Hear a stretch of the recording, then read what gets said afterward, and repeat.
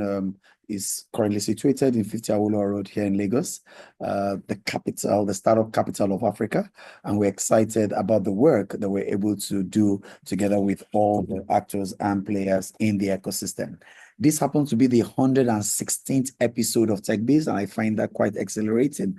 In the last 115 sessions, we've had subject matter experts, we've had thought leaders, and ecosystem players come to share with us from their wealth of experience. 115 of them come to share with us their wealth of experience, what it takes to navigate the very slippery and very exhilarating pathway of startup growth in Africa, and specifically in Nigeria. And we've learned quite a lot, learned a lot about, business model canvas, how to scale up your business, how to investment readiness, how to work around your intellectual property protection. And it's been quite a very exhilarating experience. And I do encourage for quite a number of us who are yet to join the community and see some of those things. My colleagues will be dropping a link into the chat room. You'll find the 115 episodes of the webinar. Please feel free to go through it, run through your family, listen to them. And should you have questions, we've got a support community of about 3,000-4,000 people, which will provide on the spot support and handholding for you as a startup. And of course, myself and quite a number of previous facilitators are also in that WhatsApp group and that support forum. Feel free to join using WhatsApp, using the link. And if you have any questions, you can drop and we'll respond to you on the go. Again, that's part of the mission of Eko Innovation Centre, where we seek to provide the right handholding and support that startups need to be able to scale their ventures. And this happens to be on the 16th episode. And I will start by saying Happy New Year to everyone. And thanks for being a part of this and keeping a date with us again. Techbiz comes to you every last Thursday of the month, and at 5 p.m. to 6 p.m. It's just 1 hour, and this happens to be on one of such days, and it's exciting seeing all of us here. And this afternoon we'll be talking about a very interesting topic that I consider quite relevant for a time like this, especially after I've just read a publication of another startup which we're experiencing the demise. We're seeing another edutech leave the scene. We're seeing a CEO resign. We're seeing explanations around the thesis was not working across different countries. And again, closing the door, shutting the door of an organization is not just about revenue, it's about the impact, the customers, the clients, the stakeholders, the employees. I mean, that's another thing that could have been avoidable. And that's what this is about. How do we ensure that we provide the support that startups need to be able to survive and be sustainable in the organization? And so today we're talking about navigating startup chaos. It's a very chaotic environment that we have right now. It's quite a number of uncertainty globally.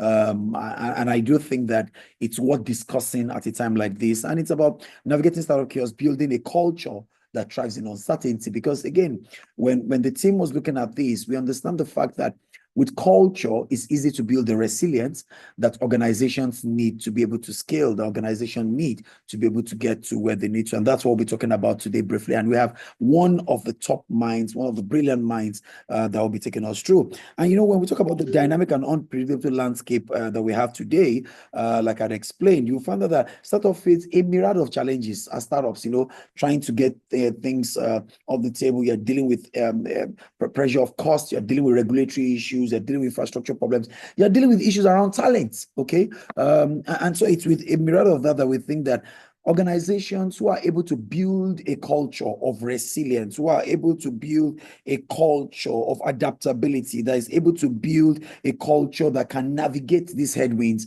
are likely going to do better. And that's what this is about. And again, this is not about me. We have another prolific speaker to handle this session. And he is a seasoned entrepreneur with a passion for driving meaningful change.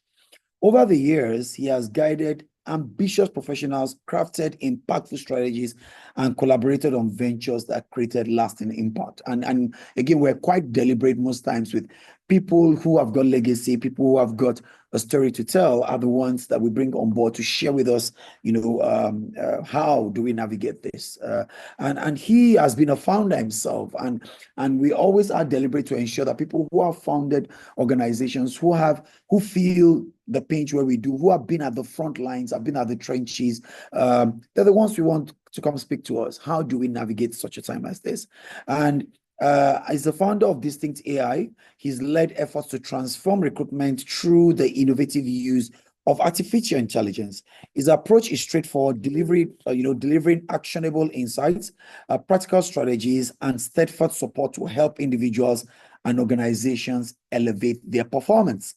And we find him very relevant for a time like this. Beyond his professional pursuit, he's dedicated to empowering others to unlock their full potential, whether through coaching, building businesses, or championing their success.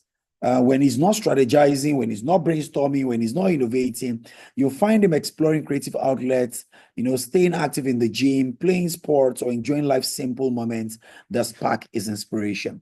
Ladies and gentlemen, please join me to welcome our facilitator today, another outstanding professional and a subject matter expert, Mark Igbinedion, as he takes us through the topic of today, navigating startup chaos, building a culture that thrives in uncertainty.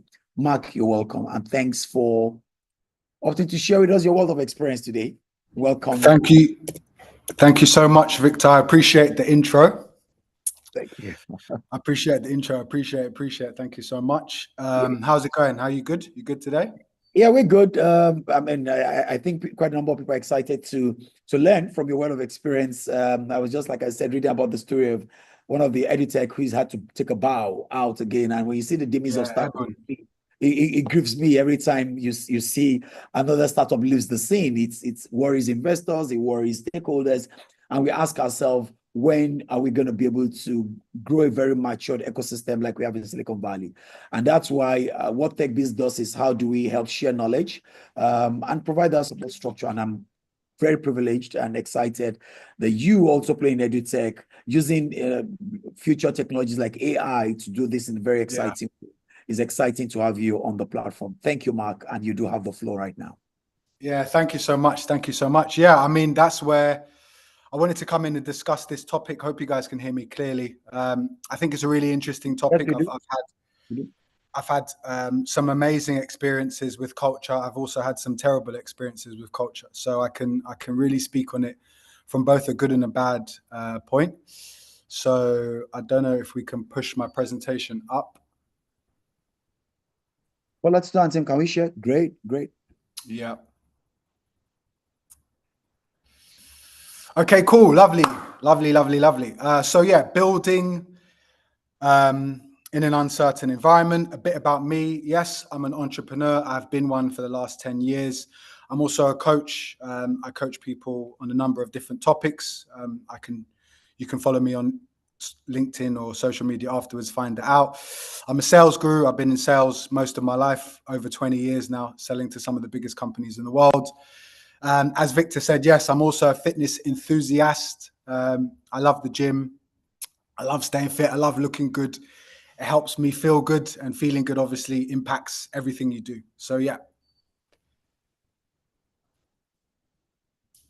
Okay, cool. So 15 seconds. I want the audience to spot 5 differences. Whoever can spot the 5 differences, please raise your hand and spot them. Whoever's Manning, just after 15 seconds, can we take it down? Go back to the first slide.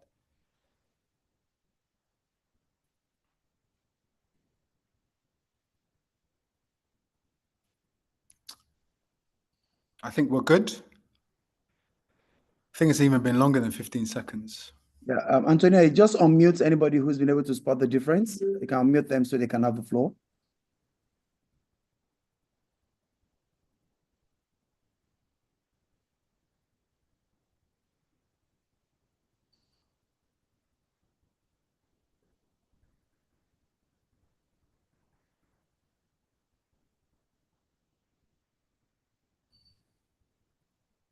Antonio?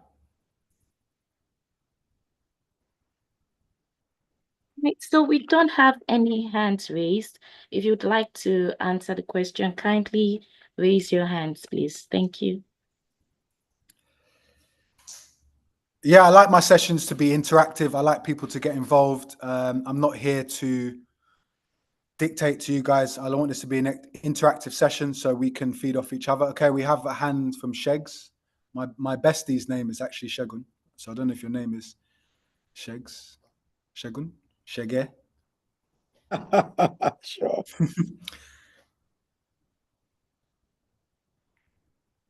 Shagun, please go ahead. Antonia, please, can you unmute Shagun and let him just tell us the difference between the two pictures? Okay, can you hear me? Yes, loud and clear. All right. Thank you for the opportunity. Basically, I could notice few differences. First,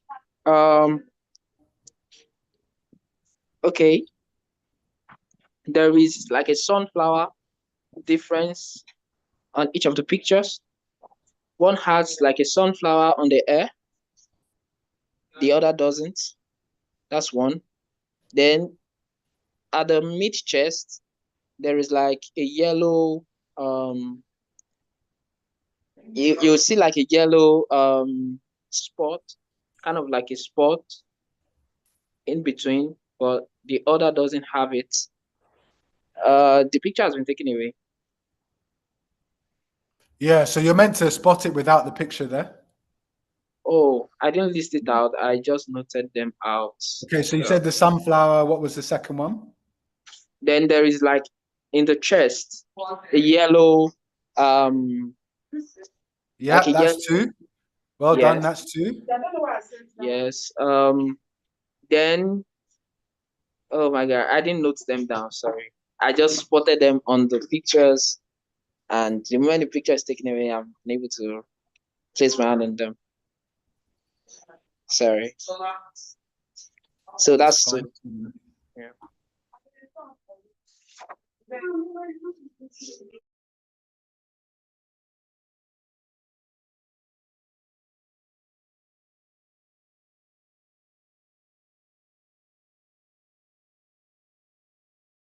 Antonia, I see four other hands or three other hands up. Do you want to take them in succession, Antonia? Or is it four hands? I see some hands up. Yeah, Yes. so there's somebody clapping. Yeah. Okay, Simba, I think you can go first.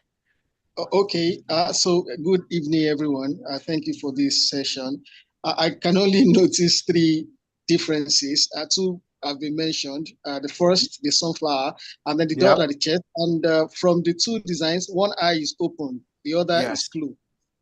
Those are the three differences I could notice. Thank you. Okay. Okay, well done. Okay, I think that's good. I think three differences. I think Antonio and I were discussing this yesterday. It's a struggle to actually get to five. So at the end of the call, I'll list the five differences. I actually have my other screen up as well, so I'm looking at it as well. So cool. Let's move on. So first things first. What is culture? I'd love to hear from you guys what you guys understand the meaning of culture.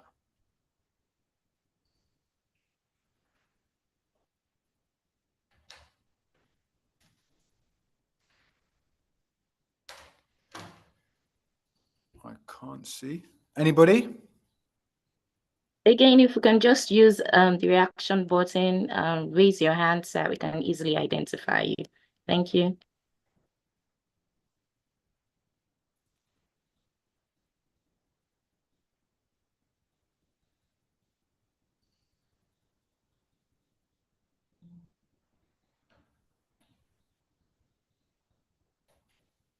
Okay, cool. So is there anybody raise their hand?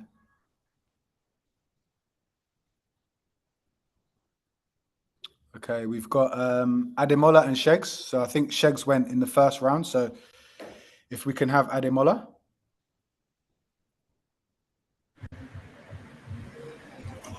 Hi everyone. Good evening. My name is Ademola Ojumayela. So what I understand by culture is something that guides the way we behave, the way we do things, the way we say things. Basically, that's what I understand by culture. Okay, yeah, that's definitely, I think for work, especially in work culture, that's definitely, I think it's a guidance. Omotaya?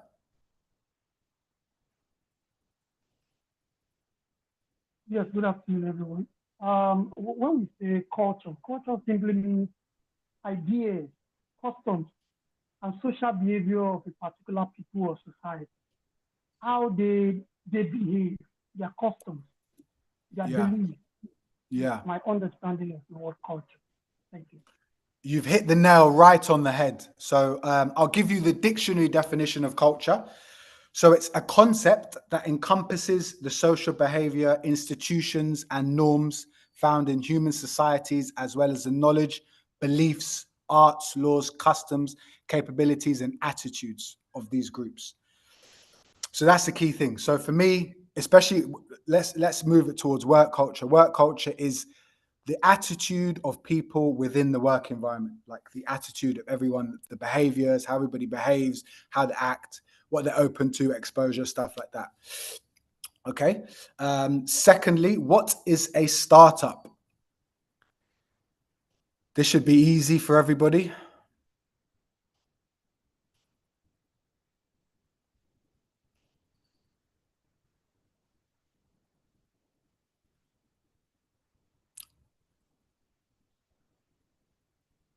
What do you guys understand about a startup? What is a startup to you?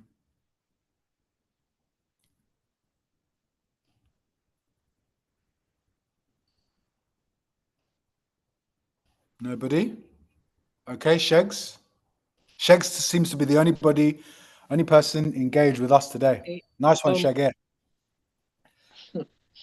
all right. To me, a startup simply means an organization that is just starting out, Yeah, trying to find their footing and how to navigate the workplace or business perfect. world. Perfect. Perfect. Well done, Shegs.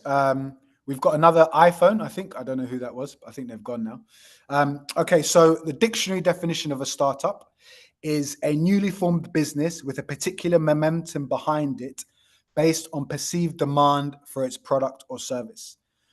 So long and short, a new business founded to solve a problem. I think that's the best way to do it. Okay, so we have now the culture, which is a behavior. We have the startup, a newly formed business. Can we go to the next slide?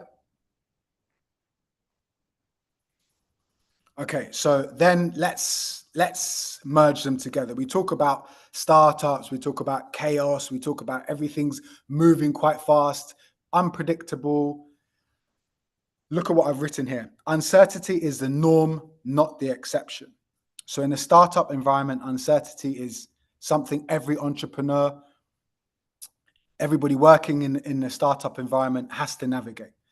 So why does startup equal chaos? One of the reasons is funding. So more often than not, startups are running on shoestring budgets, so unless they're well funded, which at the moment in the market, especially in Nigeria, is very difficult. So you're either funding yourself or you're running on, small projects from businesses and stuff like that. Oh, okay. Yeah, funding is definitely an issue, which can affect everything. It can affect what you're able to do. It can affect the people that you're hiring. It can affect your marketing. It can affect everything. So the reason why we associate startup with chaos, one of the main things is lack of funding or the need for funding, which can cause anxiety and stress, etc., which a lot of founders, if you're founders on here, you can attest to. And then the second point, we look at the unknown. Now, unknown is what's next. What is it? Where are we going? How quickly are we going to grow? Where's our next customer going to come from? What are the type of people we can hire? There's so many unknowns that we have to overcome within the startup environment, both as a founder and, as people working within the environment. Because one of the things that, I've been in the recruitment business for 15 years. More than 15 years. And I've recruited for some of the biggest companies in the world, everywhere. And I've also recruited for startups, you know, small, medium, and large, high growth startups. And, you know, the thing that candidates are always worried about when going into startups is the startup funded? Is there job security? Stuff like that. So as much as there's unknown for founders, there's also unknown for people who come and decide to join working in the startup, because you never know tomorrow. People, you know, there's a certain type of person it takes to work in a startup environment. I always say to candidates, or I always say to companies, it's very difficult for people to transition from that corporate, white collar, massive IOC environment to a startup environment. Because in an IOC environment, in fact, let me put this out there. Does anybody know why they feel it would be difficult for people to transition from working in a very structured company to a startup environment?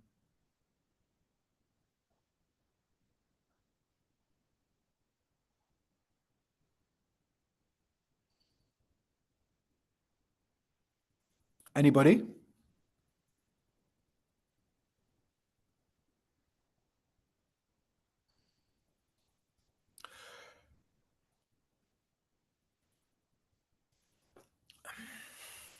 Okay, Ramsey.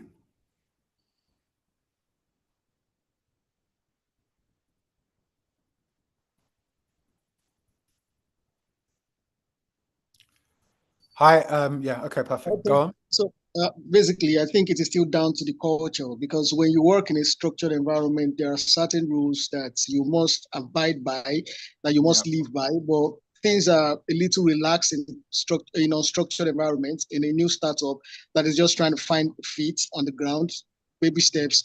So you might want to be a little relaxed, and you might struggle a little bit. So that's what I consider the slight difference. Culture is the big thing. The big difference. Definitely. Well done. Well done, Ramsey. Thank you so much. It's exactly that. You know, people who are used to working in structured environment, it's not just lazy. So Ramsey, I'll challenge you on that. So people can be very, very not lazy, let's say, very focused, very dedicated, very hardworking. But what they're used to is used to certain processes and procedures of doing things. Whereas in a startup, there's very little process and procedures, and every day is a different day. Every day you don't really know what's coming. You have to wear multiple hats all the time. So somebody who's probably working in procurement for a big oil and gas company will probably do the same thing every day for at least 6 months. Whereas in a startup environment, he can be an accountant, procurement, sales, dog walker, you know, can be anything, you know. So, you know, not everybody can assimilate and function in that unstructured environment. So yes, the culture is different, everything's different, but yes, you might be a very focused and dedicated first person, but can you function in a startup environment? So that's another thing. So people is also very, very crucial. And then the market is unsaid, you know. Do you understand your market? Is the market ready for your company? Is the market ready for the way you're doing things? Stuff like that, you know. There's so many examples about companies that, you know, have come to the market.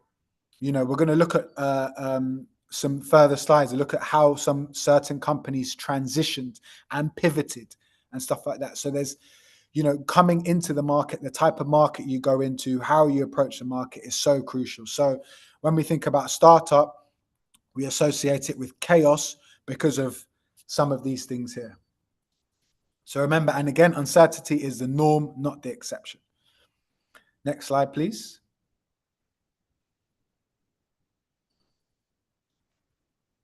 So why? So again, like I said, guys, this is an interactive session. This is the best way to learn, is to solve problems together. So how do some companies thrive while others collapse? So look at this. Slack. I'm sure a lot of people here have used Slack, or at least heard of Slack. Pivoted from a gaming company to a workplace communication tool. Like, that's two different verticals. So Slack is a very, very successful business, but look at how they pivoted in order to succeed. Okay. So I'd like one or two answers here. So why do we think that some companies are able to thrive while others collapse?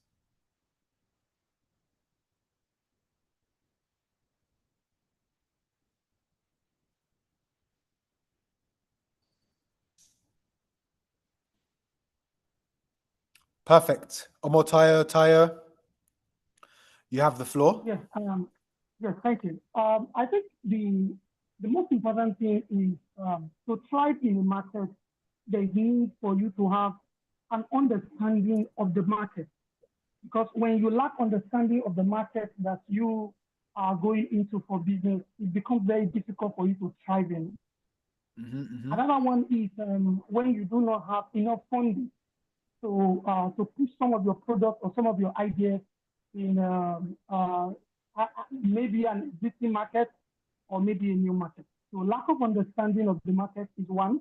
Secondly, is lack of funding to execute some of the ideas either in a new line of business or an existing business. These are key factors that could hinder you. Thank you. Okay. I'm sure Victor can attest to this. I know a few startups, I don't want to name any names, that raised ridiculous amounts of money and still failed.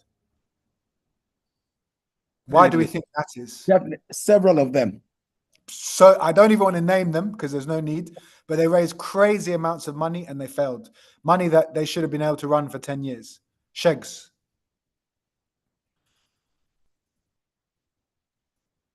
Thank you for the opportunity again.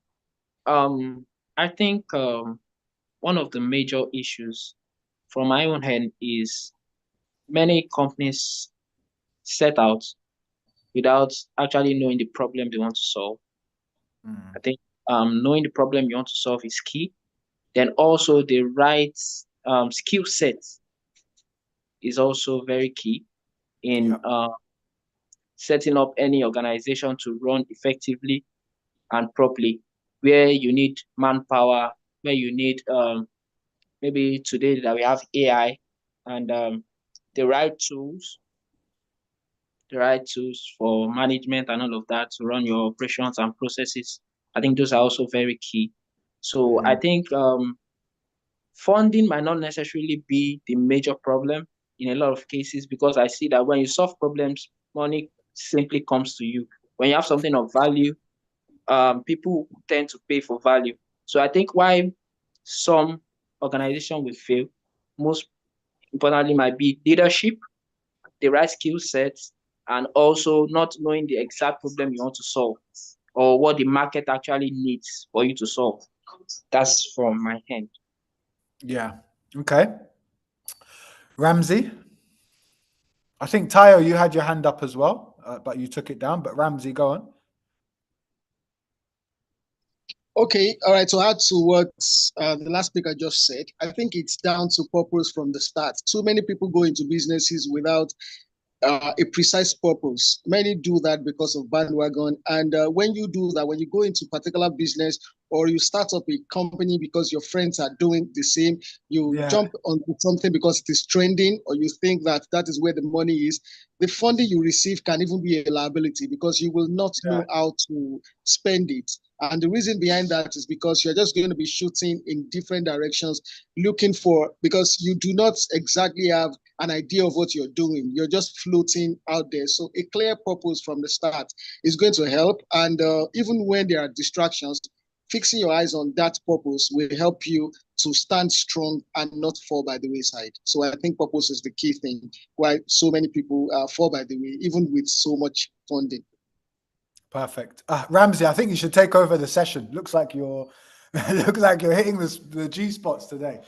Okay, cool. Yeah, trust me. So funding is definitely a critical factor that can prevent companies from growing. But like Sheg said, if you actually have value, then and you're able to communicate that value to the market, because listen, one of the things, I know some really technical founders who've built brilliant products, but they don't know how to take that product to market.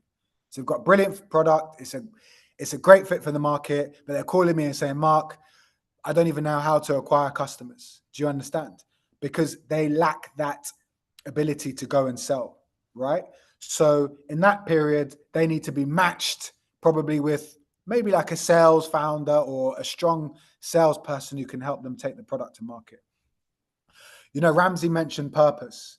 I think purpose and discipline is crucial here. Like in anything, like in the gym, for me to get into shape, I had to stop drinking, stop having sugar. There's so many different things I had to do to get my body to look the way I wanted to look. To work in a startup environment, as a founder, you're the last person to get paid. Sometimes you can wait months to get paid. That takes a lot of discipline and sacrifices. Discipline is sacrifice. So in order to do that, you need a purpose. If you don't have a purpose, you're not going to be able to make that discipline and sacrifice. Also, what was highlighted, we talked about people jumping on the bandwagon. That's a lovely thing. Everyone's jumped on this fintech bandwagon, fintech. There's only so many fintechs that can come and be successful. Do you understand? And people don't look at the intricacies of these fintechs like Flutterwave, how they actually became successful, how they actually got market traction. And they just think you can come to it. You look at companies like OPay, you want to know the figures that the Chinese backed OPay to come to the market to achieve market dominance. Look at MoneyPoint. Look at where they were and how they pivoted to where they are now. That's another great story about a company pivoting. And my understanding, or what I can see on MoneyPoint, was when all that financial crisis happened, when there was no cash, there was no able to pay, MoneyPoint just came and mopped up the market. When all the banks were doing shagir, they came and they saw an opportunity and they seized it. So that's also, look at an opportunity and seizing it. But, they saw an opportunity and they seized it. Before that, they were just building products for companies. So there's so many different things, but, you guys have really highlighted on things. So I think, pivoting, flexibility, understanding of your market, okay, pivoting, ability to sell, ability to communicate to your audience, and yes, of course, really having value, right? Having a value that can communicate and stuff like that. I don't believe that if you build a really good product, right, and you really understand your market, that you really need that much funding, because your clients should come and take it off the shelf and you can pre-sell it. That's what we've been doing at Distinct. I invested and one of my angels invested, and we've just been growing organically, very quietly and stuff like that. And you're going to see how we're going to become a unicorn. All this funding. That's what everybody celebrates, but it's not the be all and end all of everything. Okay, cool. So let's go on to the next slide.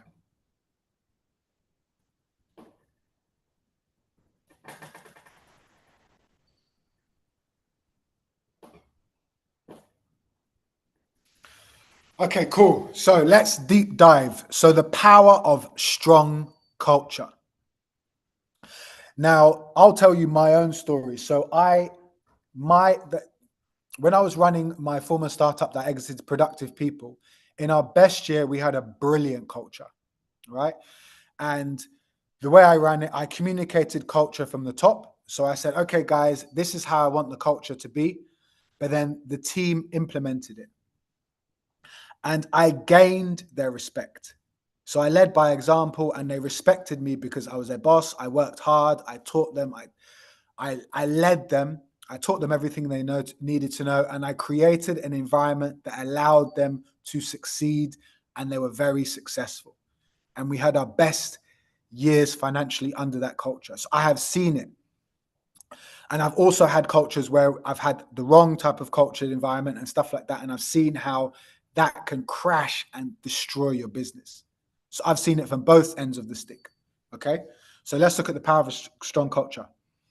In 2020, Airbnb used a culture of community and trust to recover from a 90% revenue drop. Community, trust. Community, everyone comes together, everyone feels involved, everyone's attached, everyone knows about community. Everyone's part of communities in Nigeria, different communities, your family and stuff like that. You know how when you're among people that you love and you trust, how strong and how protected and safe you feel. And trust, trust is a word that cannot be used enough. If you trust where you are and you trust your leaders, you trust the vision, you trust your team, and you guys are all on the same wavelength, it's magic that can happen. So look at point one. Startups with strong cultures grow 4 times faster and retain employees 3 times longer than those with weak cultures. I see so much today on people. You know, a lot of people, or a lot of, let me say candidates. A lot of candidates are so much more focused on culture than money. When I first moved to Nigeria in 2014 and I started my recruitment agency, nobody used to ask about culture. Everybody just cared about their salary. And that has completely changed. Everybody's very keen on the culture and the environment of the company that they're going to go into, because they understand that that culture can affect them and affect how they perform in their job. Okay, let's look at point number 2. Teams with strong, well-communicated vision are more likely to stay aligned during crisis. So we had our Ramsey talk before about purpose, vision. You know, a vision, all on that same vision. This is where we're going. This is where we need to go. And this means that you're going to be more successful. So when everything else is on fire, you guys keep that strong vision in order to go where you want to go. It's like faith. Faith works in the same way. You know, you believe in this and you know you're going to get there. So no matter what's going on around you, you know that eventually there's light at the end of the tunnel. Okay? And let's look at 90% of executives agree that a strong company culture is the key differentiator in the market. That was something I read from Deloitte. So 90%, that is a huge number of executives understand the value of culture, okay? And how important strong culture is for startups. That's why I was so excited to be invited to talk about this topic, because I think it's so important. It doesn't mean that I've always gotten it right. You know, you have to make mistakes to learn from them. But when I did get it right, I knew that the culture was so important and everybody believed in what we were doing. Everybody carried that culture and everybody protected each other. Anybody that came into our work environment, I remember I used to do interviews, right? I'd bring people in and I would send them to go and sit with my team for 2 hours. If my team didn't like that person or they didn't feel like that person could gel with the work environment, we didn't hire them, because we didn't want to bring anybody in that would disrupt or not be aligned with our culture. Remember we talked about before, people from structured and instruction environments. So not everybody can work in a culture where it's like you wear multiple hats, fast-paced, aggressive, things coming every day. And that's what you need to work in a startup environment. You need to be aggressive. You need to be able to wear multiple hats, and you need to be able to drive things daily. Okay, perfect. Can we go to the next slide?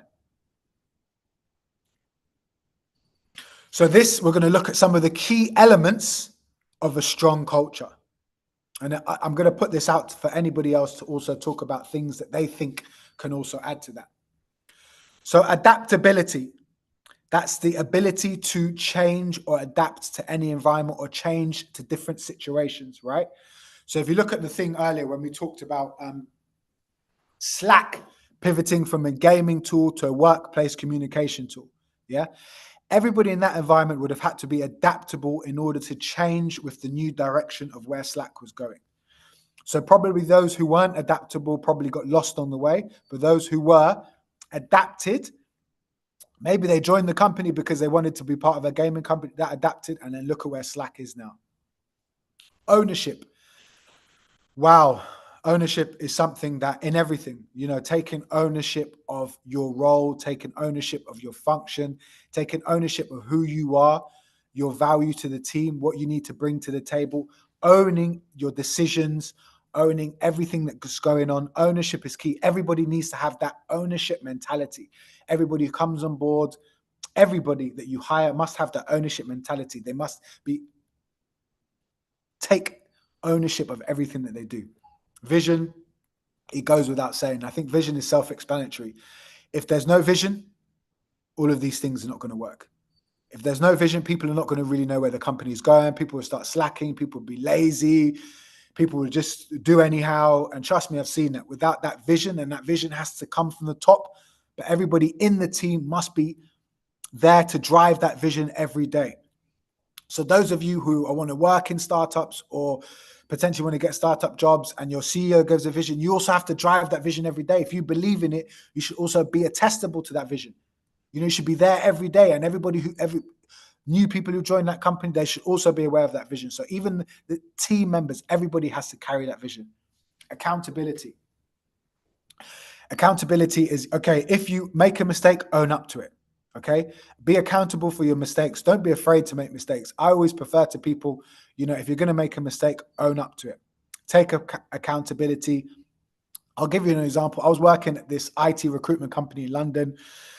I went out one Thursday night, got absolutely wasted. I got to the office late, and the office was it was all glass when you came out of the lift. So as I came out of the lift, I could see my director running for the door. He sat me down in the room. He was like, "Go on, what is it?" I just said to him, honestly, Trevor, that was his name. I said, I got drunk last night and I just woke up late. Instantly, his mood just chilled out because I was accountable. I didn't try and lie. I knew I messed up. I wasn't going to try and pretend. Most people will come and start giving excuses like their dog died, or, they got on the wrong bus, or their train got hit by a car, just something ridiculous. I just, so accountability is key. That's something where I've seen a lot of lack in Nigeria. Is a lot of people lack accountability for their mistakes. It's always trying to blame other people, blame everything. But take accountability for everything that you do. Work ethic. Everybody needs to be on the same wavelength with work ethic. I've had managers who've come in, and they've tried to dictate to my team members what to do and not willing to do the work that they're expecting my team members to do. And my team just don't respect them, right? Because they look at me and they think, oh, a guy works hard, a guy leads by example, rah-tah-tah. So somebody comes in and you're not ready to sort of drive that work ethic and lead by example, then you're going to have issues. So as leaders, we need to have, if we want to implement a strong work ethic, then we need to have a strong work ethic. And if you're going into a startup environment, be ready to have a really strong work ethic. Be ready to put in the extra hours, be ready to go above and beyond, because when that magic happens, if you look at all those guys, those early guys at Paystack, all those early developers, they've all cashed out when Paystack sold. All those guys at InterSwitch that are still there waiting, when eventually InterSwitch sells, they're all going to cash out because they see the bigger value, they've got the right work ethic, and that culture, that vision is there. EQ. Does anybody know what EQ means? EQ.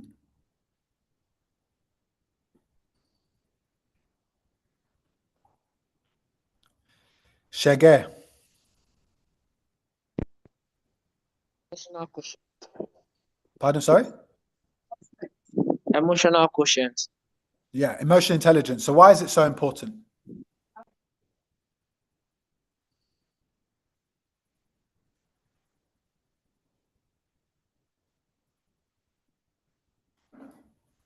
Shegs, why is emotional intelligence so important? Well, it's very important because it's like the soft skill. While IQ is more of the what you can do and all of that, but EQ is like what you use to manage people to ensure that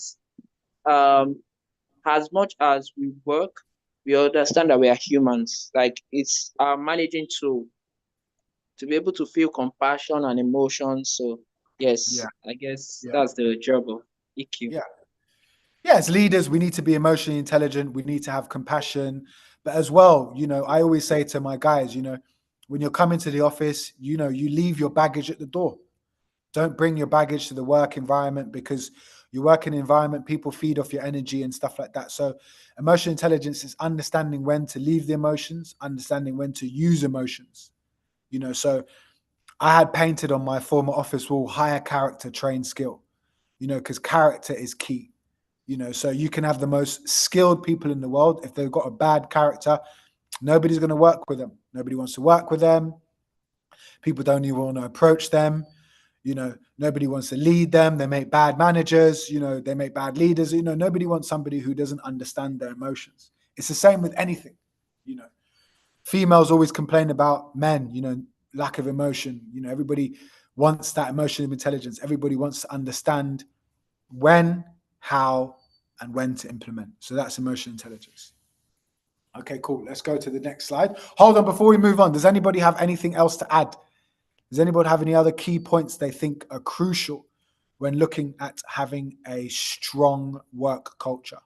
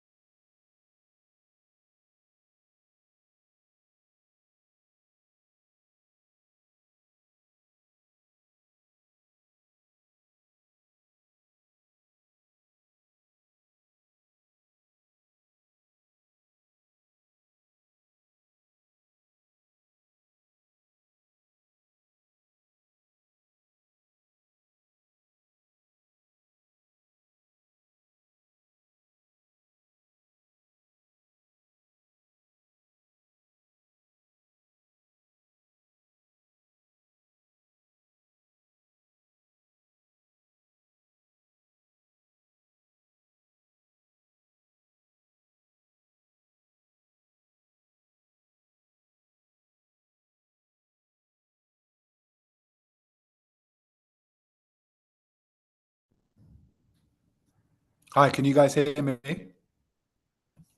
Yeah, we hear you fine, Mark. Yeah, sorry, I jumped off. My Nigeria happened to me. Can we go to the next slide? I'm going to try and I'm just looking at the time. Yeah, next slide, Antonia.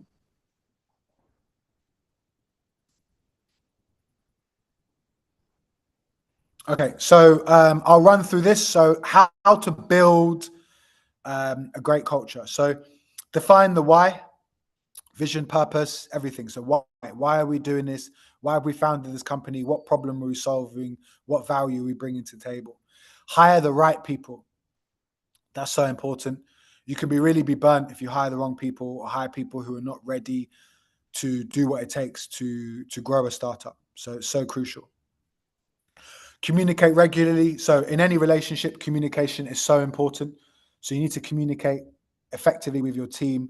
I've run teams where I've tried to be a bit less involved, and yeah, there's always problems, right? You know, people need to hear, they need to understand what's going on. So communication is very, very important, especially in Nigeria. So learn, unlearn, relearn. So yes, learn things, unlearn bad habits, relearn. You know, don't be so stuck and rigid in your ways. You know, you have to be able to pivot. You have to be flexible. You have to be able to move quickly and adapt when necessary. Come together on a common goal. Everybody needs to be on the same page. Everybody needs to be on the same wavelength. Everybody needs to be moving and the same frequency. That's how you get real magic happen. Stay agile. You look at the story of Spotify. They run an agile environment. Spotify is one of the highest growth startups out there. Agile environments were so key. It's just flexibility, you know, moving, changing by the day, not being so structured and process driven that you don't know when to change or when something is not working. Like I said on the last one, don't be afraid to make mistakes. You know, mistakes happen. You know, you don't want to have an environment where people are afraid to make mistakes or afraid of when something goes wrong. You know, people make mistakes, account for them, own up to them, move on. Top, bottom, top approach. What I mean by that is that leadership culture comes from the top, but it also has to be driven from the bottom. And also from the bottom to the top. The bottom has to also drive the culture and communicate to the top effectively when things are working and stuff like that. You know, don't be in an environment or don't be one of those people that doesn't communicate to your executives and stuff like that when things are not going wrong or things are not working and stuff like that. If you keep quiet, that means that you don't want the business to work. If you communicate and the business doesn't change, then you've done your job. If you don't communicate, then the onus all steps on you. Remember, we talked about accountability and ownership on the last slide. Empower. This is more for leaders.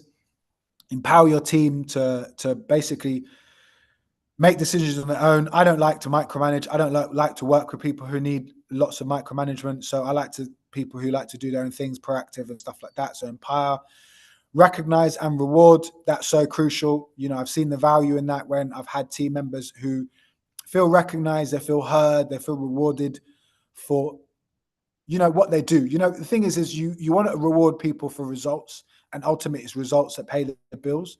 But when people are working hard, you also need to find a way to reward them. And yes, everybody must buy into the share vision. I think that speaks for itself. Next slide. So change management. Change is hard at first, messy in the middle, and gorgeous at the end. Change management is so difficult, right? You know, so if you're wanting to change the way of working or change how you're doing things, I've seen it before, you know, where people had direct access to me, and then when I tried to put in middle management to come in between me and them, you know, it's very difficult to get people on board. You know, they want to be able to speak to me. They don't want any type of, and that's where we've sort of always struggled. So how to mitigate this? Communicate. So clarity reduces fear. So obviously everybody people are afraid of what they don't understand. So clear communication keeps teams aligned.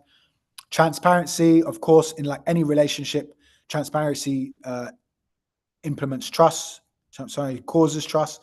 So fosters a culture where people feel valued and not blindsided. So be transparent in decision making with what you're doing, where you're going, when things are changing. You need to be transparent.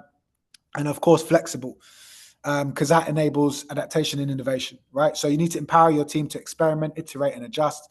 So, you know, when you're working on especially tech products, you know, empower your devs to make changes or see iterations that need to be made based upon user experience and stuff like that. So empower your team. Customer support, if they see people complaining about the same function, empower them to go and make changes or make suggestions on those changes based upon what they see.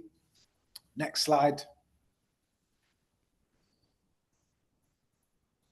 So roles, so this is what I said before. So top, bottom, bottom, top, everything, yes, it falls on leadership to create the vision, but everybody in the team has a role to play to implement that vision. They have to drive that vision. They have to abide by that vision. They have to believe in the vision. They have to drive that vision every day. If your vision is to reach 100 customers by the end of the year, so you need to speak to 600 customers a year, it's the team that are going to be the ones every day speaking to the customers. So you need to be driving that vision every day, coming in with the right energy, right attitude, right accountability, adaptability to get that role. So it comes from the top, but everybody in the team plays a role. Okay, next slide. So let's look at considerations and recap. So if stuff is going wrong, act quickly. So if you can see something going wrong, move quickly. Everyone has to be on the same page. So important. Vision has to be clear. So important. Clear enough for a 6-year-old child to understand. That's what they say. If your goals are not written down, they don't exist. It's the same thing for goal motivation and goal setting. You know, why do you think journaling, writing down your goals, that is so important? You know, if it's not written down, it doesn't exist. Hire slowly, fire quickly. Yes, take your time to hire the right people. But if somebody is not working in your environment, get rid of them, because one bad egg can take down a whole environment. Culture is given at top driven by everyone. I can't stress that. Lead by example. Of course, everybody has a part to play. Lead by example. If you see somebody doing wrong, just keep doing the right thing and people will fall in line. And don't be afraid to start again. Sometimes you make mistakes. Sometimes you have to pivot, get up, brush off your shoulder and move on. Okay, cool. Sorry I had to rush through the last slides. I was so excited. I must have lost track of time. So yeah, I think we have about 5 minutes. Sorry for questions. Thank you so much, guys. I really hope you enjoyed that. Please, any questions? Thank you so much, Mark. I mean, that was quite a roller coaster of a session. Thanks for making it so interactive. And I did learn a lot. I mean, for me, one of the things I find quite instructive is the fact that culture starts from the top. You need to lead by what you do. You need to have that work ethics. You need to not just tell it, it's to do it and to live it. And which, again, I agree with you. We find it quite rare these days. You find people at the top want to do the point, want to do the giving of the instructions, and practically want to do as little as they can. And that's where I think culture fails flat. Leaders ought to breed the culture and lead by having very good work ethics. Thanks so much. And I like the fact that you ended by saying, when you've got a wrong person in the room who's not going to do the work, who's not going to get things done, it's one bad egg that gets every other person complacent. And that's where you see a culture begins to fall face flat. I used to have, I think I read a book where a mentor once told me that culture will always eat strategy for lunch. No matter how much you energize, no matter how much you plan, once you've got the wrong work culture and the wrong environment where virtually anything goes, there's no accountability, no responsibility. People just want to show up for showing up. And like you said, I like how you said the anyhowness. People just show up anyhow and do things anyhow, then you're going to have startups who fail. I mean, quite insightful, and thanks for this opportunity. I mean, we're like 5 minutes to the hour 3, but we'll take 1 or 2 questions. Let me see one. So question says, for early stage startups without extensive resources, what are the simplest but most effective steps they can take to strengthen their company culture? So the young, just starting out, how can they strengthen up? Some are even founders, CEOs in here. They do not like the performance and how the team is powering and following up with them. What do you think they need to do? How can they, and most efficient way they can take to strengthen their company culture? Okay, so like I've said before, the best culture I've always had was when I was leading by example, driving things every day, you know, really building a team of love and care and, you know, friendliness. Everybody was on the same wavelength. So you need to make sure that everybody is on the same wavelength. You need to make sure everybody believes in what you're doing. You need to have an ownership mentality. So let people feel like they're part of your journey, part of the company, that they're integral to the team, integral to the business growth. You can do that in a number of ways, ESOP schemes and stuff like that. You know, one of the things when a startup has little to no funding is, you know, for those crucial early stage people who are coming in and probably sacrificing what they could be making elsewhere, you know, you need to actually give them skin in the game, you know, so give them part of the ESOP to make them feel part of the company, and create an environment of like energy, fun, laughter, where people are coming in and enjoying even during tough times. Do you understand? You know, so I've seen it and stuff like that where I wasn't able to pay people as much as they earn, but we drove, and then the next year I doubled everybody's salaries. Everybody believed, everybody was part of the team, everybody understood, and I was there with them every day, and I communicated, and you know, I stayed late with them. You know, if we had to work on weekends, my team would even suggest it. You know, that was how it is. So yeah, just bring people on, make people feel part of the company journey and feel like they're part of something great.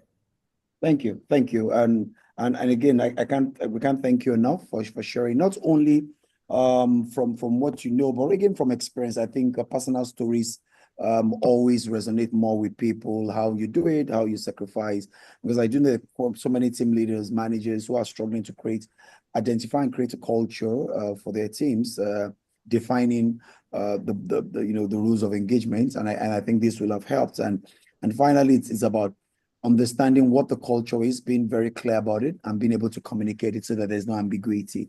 And I do agree with you, like you said, so many startups struggle today because there's no laser focus about where we're going and how we want to get there, and the way we need to organize ourselves, which is the cultural way to get there.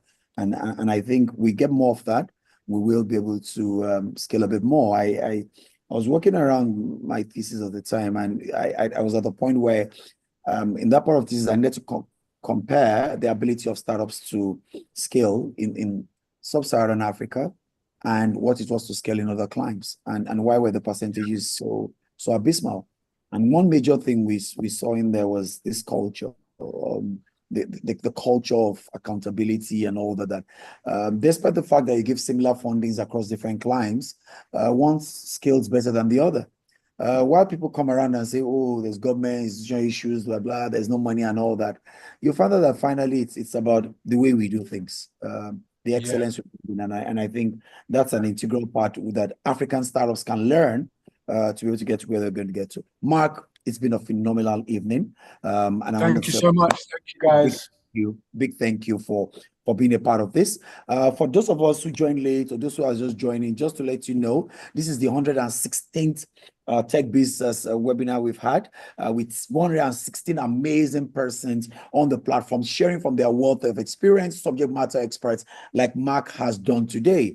This recording will be available from 12 noon tomorrow, as well as all the other 115 episodes of Techbiz. My colleague has dropped the link, www.techbiz/webinar.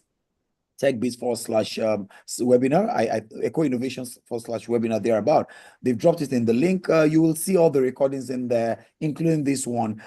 Go through them, listen to it over and over again, and it will definitely make the journey of growing a lot easier. And should you have questions, you're wondering, I think 1 hour is just not enough. I have some clarifications. I have a peculiar case study I would like to run by any of the subject matter experts. You will find a link my colleagues also have thrown in, which is the community of 2,000 to 3,000 people, all startups, providing support, sharing information for one another, to help on the journey of growing enterprise, of making yourself a better person. Entrepreneurship. Join through the link my colleagues have dropped in there. It takes you to the Techbiz Nation. That's where it's a community that supports each other as we run to scale our businesses. Again, it's a privilege to be able to bring you a Techbiz from the stable of Eko Innovation Centre, an accelerator located at 50 Awolowo Road, and it's exciting to begin to contribute our quota to how we support the scaling up of startups in this climb. Two quick announcements about what we want to do. For those of you who play in the marketing space, in the gaming space. We have another flagship event from Eko Innovation Centre in collaboration with GDM coming up sometime in May. Watch out for the information. It's called Mark 4.0. It's a conversation around the intersection of marketing and technology, and it promises to be fun, engaging, enlightening, and it allows you to be able to understand where the world is going, especially if you're in the marketing space and the technology space, and seeing how you can be a part of that. So Mark, my colleague, will be sharing the details and registration link thereabout, and all others will be they will be dropping for us later. Make sure you register for Mark and visit the website for all the information. AOT also will be coming up. We're already ramping up for that. It promises to be the biggest, AOT 7.0. We will open registrations another 1 month. Please look out for that. With Eko Institute of Technology, employability platform, please feel free to look up that space from the website, www.ekoinnovationhub.com. And when you get there, you will see quite a number of training sessions we have around data, and accelerating your business, digital skills, and all that. Make sure you take advantage of all that Eko Innovation brings your way as we support startups and people who want to be in the tech space to be able to scale and grow their businesses. Big thank you to my team who always make sure we're able to bring this to you every other month. The team in Eko Innovation led by Bola Tito. Big thank you to you guys. And I remain your host and founder of Eko Innovation Centre, Victor Gbenga. I'll be saying thank you for keeping a date with us. Thank you for being a part of this session. And I look forward to hosting you again on the last Thursday of February. Do have a great evening and a lovely weekend, which begins tomorrow. Enjoy the rest of the day. Bye, everyone.